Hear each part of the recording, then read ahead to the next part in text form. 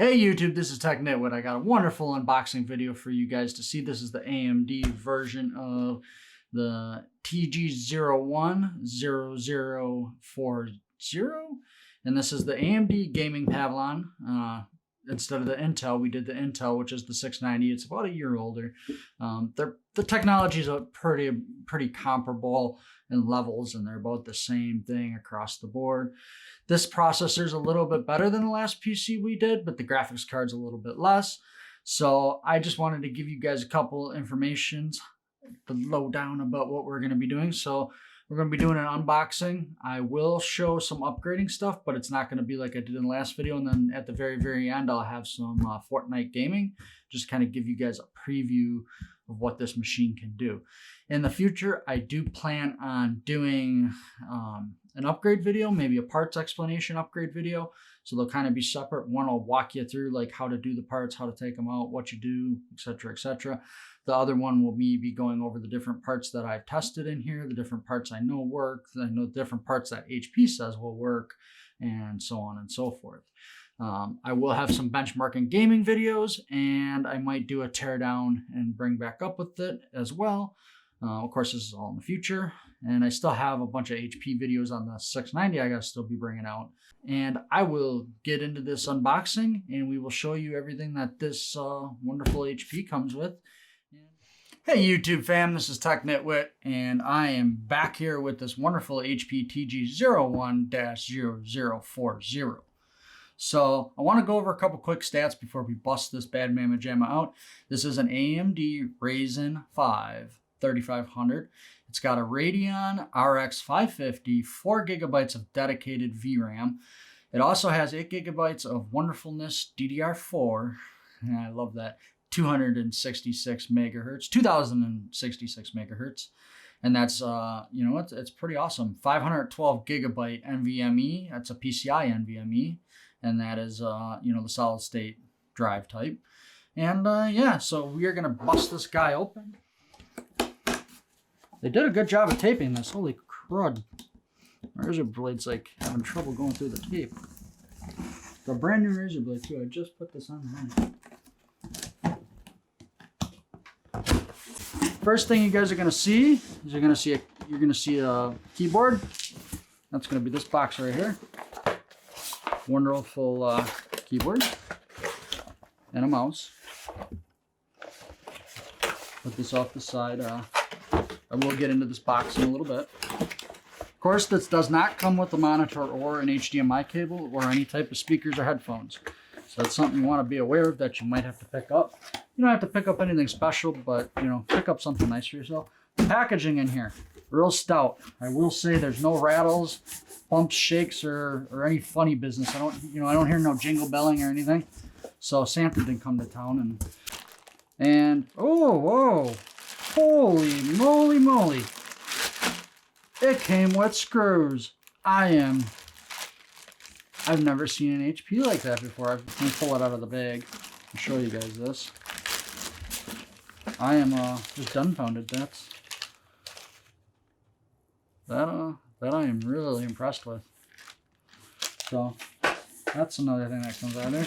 Get ourselves a nice thick power cable. It's not cheesy and chintzy. You're not going to have to worry about it starting the house on fire. And then a quick setup guide, which if you're watching this video, you don't need to go through that setup guide. You can place that off to the side and just, I'm kidding.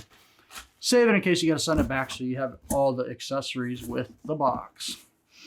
One thing I'll say with the warranty of a 90-day warranty, a 1 year parts guarantee, it's a limited warranty, but make sure you save all this stuff. I'd say about 2 to 3 months. That way, if you have any issues, you have all the packaging. You're not going out and having to spend 20, 30 bucks on getting new packaging. Computers are infallible. They do have problems. So sometimes you get dead ones. Sometimes you get components that'll fail a couple weeks in. It happens to everybody. It's happened to me, and I'm sure it's happened to other viewers out there. So just be aware of that. I'm gonna get this guy up and out of here. It's pretty easy to get out of there. Make sure my phone stays in the box. For goodness. Hey guys, I'm back here. I got everything up and out of the box. I know you probably don't want to see me taking stuff out of the bag, so I'm gonna get right into it. Comes with this beautiful, wonderful HP keyboard, USB type. You get your power cable, which is pretty stout. And then one thing I really like that I showed you guys before that excited me, comes with screws, even an M.2 screw, which was really freaking neat. Comes with the USB mouse. Looks like it is the laser type. So a little bit of dust there. So I'm gonna go over the ports in this guy. I'm gonna crack her open. I'm not gonna take very long, and then we'll get right into setup and gaming. All right, guys, so the first thing is our power button, and then we have a front audio jack, and then come down here, we have 3 USB 3.1s. We have SD card slot, then we have a wonderful, wonderful USB-C. And a beautiful Ryzen sticker with the HP logo, and the green will light up down here.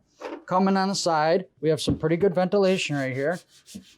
And then also we have ventilation right in here. This does go through, I've already checked it out. We come around to the back of the computer, and we have more USB 3.1s. And then we have just the normal, they're normal 2.0s, an Ethernet port. And then you have your audios with the Ethernet port. If you're gonna be doing gaming, you really wanna run an Ethernet cable. Where your power cord goes, we have an HDMI on the 5500 and 2 DP ports. And we are gonna get this case off, and I'm gonna show you some stuff. So, of course, it is a T15 is the Torx head that you can use, or you can use a standard flathead bit. You're gonna unscoochy this black screw off, and it should self-retain. You don't gotta worry about losing it. Cover comes off then. Then you can see your ventilation. I'm gonna come over here and get this guy cracked open really quick. There's actually a screw behind here, so I'm gonna show you how to take this front plate off next. So there's 3 tabs right here. Come and kind of pull forward, pull out and push forward, and the whole front will come off. I'm gonna spin this guy and show you guys. And you see there's a little cable for your lights. You can come up here and unplug it, and this whole thing is now off. Pretty neat. So the first screw I'm gonna take off is this is gonna be the second screw, but you're gonna take this screw off right in the middle. So the first one's right here, and then you're gonna pull forward on this guy, and right here, it's gonna almost unlatch, if it lets me. Come on, little guy, come on. There we go. Falls down and then out. If you could bend these little tabs down, you probably could get an SSD in here. There is 3 SATA ports that are open on this guy with the NVMe version, and you could, put drives or get some double-sided sticky tape and stick it to the side. Of course, you are putting it near your ventilation, but this is not right on the case, so you're not directly blocking it. So that's, an idea for food for thought. And then when you get this guy out, it's actually retaining the SATA Power and 1 SATA cable that HP provided. So you're actually going to bring your hand down in here, and you have to kind of pull down and out, and these cables will come out, and then this whole drive tray comes out. This will actually hold 1 regular drive. Flip it upside down, and it is now, you can you can screw the drive in there on all sides. And the nice thing is they do provide on this back side a spot for an SSD. So it goes like that on the back there. So you can actually have both drives in there, and then you can upgrade that. I know HP charges a little bit for their drives, a little bit more than I'd like to spend. Go get yourself, a Samsung or PNY or some brand you like, and there you go. You do get an M.2 screw, which I was really surprised with. So the extra screw, you got 1 M.2, and it looks like a bunch of hard drive screws. So just be aware, you're still gonna have to order some finer thread screws if you wanna put your SSDs on there. So here's your 1 SATA cable that comes with. It's up over the NVMe right here. You have 2 power cables for your SATAs. So these are SATA power cables. They come right off of here. You can get an adapter that'll go from SATA to 2 double SATAs, because there are 2 more ports up here that say SATA 1, SATA 2, and then you got SATA 0 right here.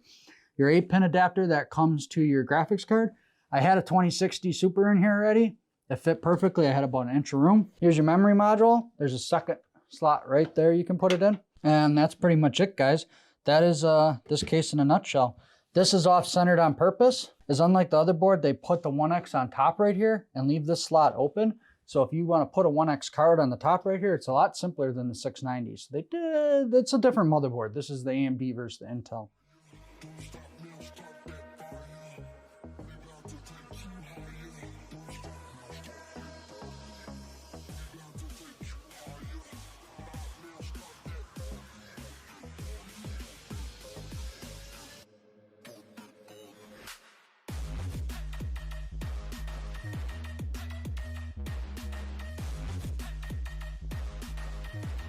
I just want to show you because I said I was going to do a setup and I didn't want you to have to do the guide. So I'm going to kind of fly through this. If you got any questions, throw them down in the comments. I'm usually really good about answering that stuff. So I'm going to jump right into here. First thing I'm going to do is this doesn't come with your computer, but it is something you're going to have to set up. So I'm going to go ahead and plug the power into my monitor, which is this guy right here. And then we're going to have an HDMI cable, which looks like this guy, if you could see that. And we're also going to have a DP port. So this is the guy I was telling you might have to order. This DP port just pretty much goes and converts that plug into the HDMI. That's all it really does. Just converts those two. I got another monitor I'm going to set up for gaming. Of course, it's not on the table right now. So I'm just plugging everything in. So the far left port on your RX 580 is going to be your HDMI. Of course, if it allows me to plug it in. And then the DP port. So I'm going to come around here, go ahead and get this guy up and under here. There's a small side and a big side. So if you see the smaller side, like where it comes in, that's going to be the bottom of your HDMI port. It's kind of a hard one to get in there. And now that's done. So I'm going to come over here and there's two little prongs that go into these monitors. Sometimes they just have prongs that go into it like that, or sometimes they hook. This is one that hooks. So with it hooking, you're gonna come here, you're gonna grab it like that. I know the zoom can't really see it, but the above can. And then you're just gonna screw this guy in. And just kind of get it, you know, you don't have to go crazy, but just get it, you know, nice and snug, and then fold that over, and then your monitor's set up. So I wanna make sure these cables are up and out of the way. There you go, monitor number 1 is now set up. So I'm gonna go ahead and unwrap the power cable. It looks like this, has that type of a plug. That goes in the very, very wee bottom right here. I'm having a brain fart type of day. So I don't want to tangle that up with my HDMI cable. Get that situated and let that fall off the table because the power surge protector is right down there. Now we're going to move on to the mouse. And we're just going to get these guys off quick. And that's going to go into one of the USB 2s down here. You don't need a USB 3 for your mouse. Save those for things that you want to be at a faster speed. Come over here and grab your keyboard, and we are going to put it in the USB 2.0 slot because that's all that this is. Most keyboards and mice and headsets are going to be USB 2.0. They don't use a lot of bandwidth, so there's really no need to use a ton of use the good ports on this stuff. Usually use the good ports for stuff that's faster, like card readers and, you know, mumbo jumbo like that. Hard drives, external hard drives and stuff like that. All right, guys, that is pretty much everything's plugged in. Now everything's towards the back and I can go and plug everything into my surge protector. Ho, ho, ho, that is freaking neat. Look at that. That looks cool. I'm sorry, but HP really, that looks neat. Really freaking awesome, HP. I like the build quality of this thing, even though it's a pre-built, and usually I push people away from them. But it seems like, you know, some people need entry-level computers and mid-range computers to get into that market. So, you know, just from knowing the stats of this guy, I'm already giving it 2 thumbs up before I'm even gaming on it. The packaging was good, all that stuff. If you get something like this, this is probably because I was manhandling the monitor. Could be a loose HDMI cable. So don't freak out. So come down here and hit your power on your monitor. Sometimes this does happen. I was kind of a little bit rough with the monitor. See, there you go, it reset. It just was something in the software got screwed up, and don't freak out, it does happen. All right, guys, you know, I said I was going to do a little bit of gaming. I did a round on Ultra, and my frame rate, it was jumping around 50, 60, 70. It averaged about 60 frames per second. I'm like, I think the 550 RX could do a little bit better than this. So I realized that my frame rate limit was locked. Of course, you know, you're not going to get 120 if it's only getting 60. So I bumped it up to 120. And then I was watching the frame rates while I was still in game, but I was dead. So then I'm like, I'm gonna do some futzing around here. So these are the settings that I went with the TG01-0040. So I from the top, auto set quality is still an auto set. I did custom, quality preset custom, view distance epic, shadows epic, anti-aliasing high, textures high, effects epic, post-processing high, VSync is off, motion blur is off. I dislike motion blur. It just makes playing the game harder. I don't need to show the FPS.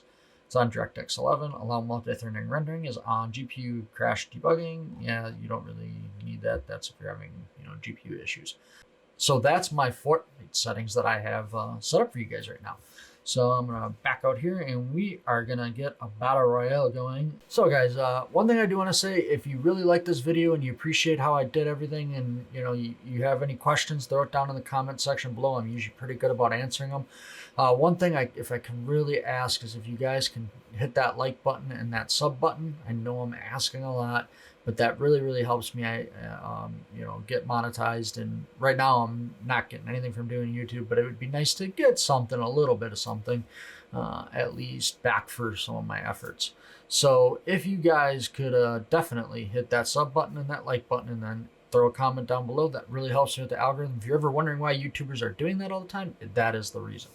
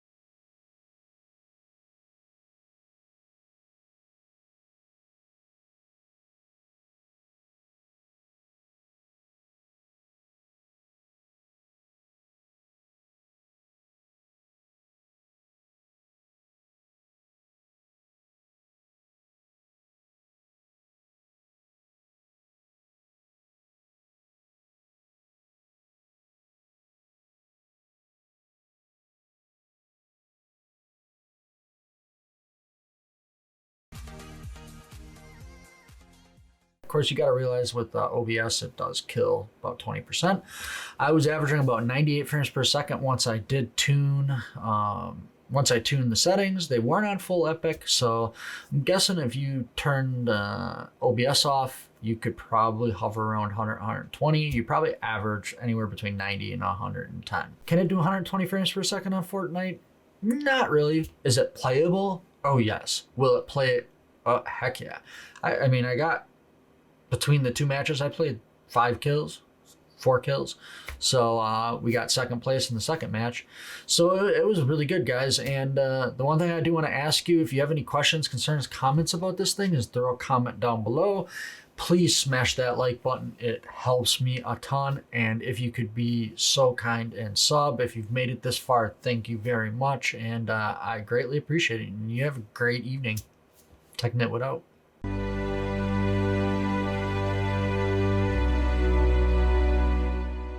Hey guys, it's Tech Nitwood here. Make sure you guys subscribe and like and hit that bell. Thanks.